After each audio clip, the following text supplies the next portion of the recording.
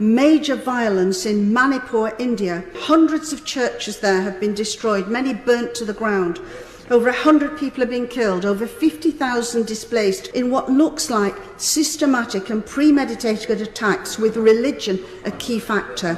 Yet there's been very little reporting about this. दोस्तों, अब तक का सबसे बड़ा और सबसे सनसनीखेज खुलासा इंडिया में नहीं बल्कि ब्रिटेन से किया जा रहा है।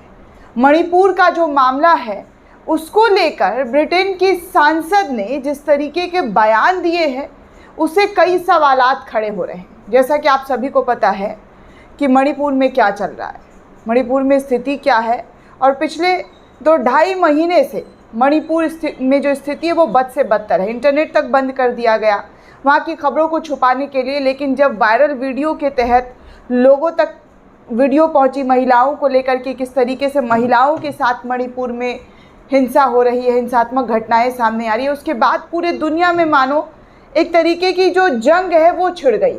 जंग इन द सेंस बहस, कि ये बहस जो है पूरे दुनिया में छिड़ गई कि भारत में आखिर महिलाएं किस तरीके से प्रताड़ित हो रही है। भारत की महिलाओं को आज भी वैसे ही किया जा रहा है जो आज से सदियों पहले सती प्रथा के दौरान किया जाता था। ज़बरदस्ती, उनको ज़बरदस्ती जो है पहले भी किया जा रहा था, आज भी उनके साथ किया जा रहा है। भले ही अखबारों की हेडलाइन में, चैनल्स के डिबेट में ये दिखाने की कोशिश की जाती है कि महिला सुरक्षा और महिला सशक्तिकरण पर हमारी सरकार, हमारी हुक्मरान जो है बहुत एक्टिवली काम कर रही है। आपको सोचने वाली बात है दोस्तों, 2.5 महीने बाद सरकार चुप्पी तोड़ती है। मणिपुर पर वहाँ के सांसद, वहाँ के सांसद तो लगातार कह रहे थे, बीजेपी के मंत्री कह रहे थे, केंद्रीय मंत्री, कि मणिपुर की स्थिति बद से बदतर है। एथलीट्स, महिला खिलाड़ी बार बार अपील कर रही थी, तब भी मोदी जी और अमित शाह, तमाम जो हमारे देश के बड़े लीडर हैं, वो चुप थे, खामोश थे, उनको टैग तक किया जा रहा था। लेकिन जब एक वीडियो सामने आई, उस वीडियो के बाद मोदी जी 36 सेकंड बोलते हुए नज़र आए, उसके बाद पूरी दुनिया की जो नज़रें हैं वो मणिपुर पर पहुंच गई। तमाम अखबारातों में मणिपुर को लेकर सवाल खड़े होने लगे। भारतीय अखबारों की बात नहीं, विदेशी अखबारों में। और सबसे बड़ी बात दोस्तों, भारत का एक अखबार तो मोदी के आंसू को, मोदी की बातों को घरियाली, जी हाँ, मगरमच्छ के घरियाली आंसू तक करार दे दिए गए।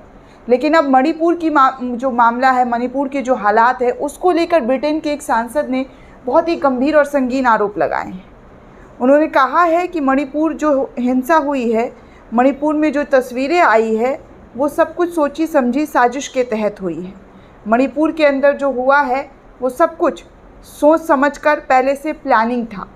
ये ब्रिटेन की सांसद है, महिला सांसद, न्यूज़ 24 की खबर है, और लिखती है कि ये सब प्लानिंग के तहत किया जा रहा है और धर्म इन हमलों में बड़ा फैक्टर है।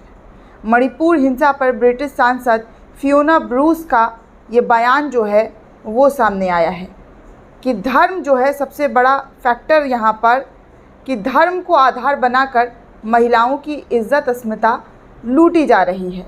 अब आप सोचिए कि जो चीज़ें हमारे देश में नहीं कहने की हिम्मत कोई उठा रहा है, वो ब्रिटेन में, इंग्लैंड में उठ रहा है कि इंग्लैंड की संसद में मणिपुर का मुद्दा उठा और सांसद ने कहा कि हिंसा में चर्च भी जलाए गए, 100 से ज़्यादा लोग मारे गए। इंग्लैंड के चर्च से मांगी मदद, और तस्वीर ब्रिटेन के निचले सदन की है जहां सांसद फियोना ब्रूस ने मणिपुर का मुद्दा उठाया और मणिपुर में 2 समुदाय के बीच 3 मई को शुरू हुई हिंसा को लेकर बयान उन्होंने जारी किया कि ये सब कुछ धर्म के आधार पर हो रहा है, धर्म देखकर टारगेट किया जा रहा है, और ख़ासकर क्रिश्चियन जो समुदाय के लोग हैं मणिपुर में, उनको टारगेट किया जा रहा है।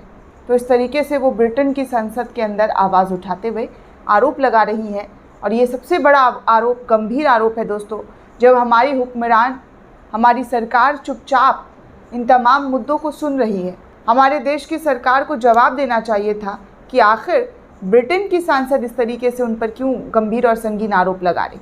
उन्हें कहना चाहिए कि आखिर इस तरीके की बातें वो क्यों कर रही हैं ब्रिटेन में। हमारे यहाँ धर्म के आधार पर कुछ भी नहीं होता है, हम सब धर्म मिलकर एक साथ रहते हैं। कहना चाहिए हमारी सरकार को, आंखों में आंखें डालकर, जिस तरीके से बाइडेन के सामने कहा जा रहा था कि धर्म के आधार पर कोई टारगेट किसी को नहीं करता, तो उसी तरीके से इन सांसद महोदया को भी मोदी सरकार की तरफ से स्टेटमेंट जारी करते हुए बयान साझा करना चाहिए कि धर्म का तो यहाँ पे कोई मसला है ही नहीं। सर्वधर्म जो है सबको साथ चलने वाला धर्म है, सबको साथ लेकर चलते हैं हम। हमारी सरकार में किसी के साथ भेदभाव नहीं है। नहीं हिम्मत होगी दोस्तों, क्योंकि जो तस्वीरें हैं, जो हालात है, वो सब कुछ बयां कर रहा है। देश ही नहीं बल्कि दुनिया तक में मैसेज जा रहा है कि भारत में धर्म के आधार पर किस तरीके से लोगों को टारगेट किया जा रहा है। दोस्तों, इस पूरे रिपोर्ट को लेकर आप क्या सोचते हैं, आपकी क्या राय है, हमें कमेंट करके ज़रूर बताइएगा। साथ ही साथ चैनल को सब्सक्राइब करना बिल्कुल भी ना भूलें।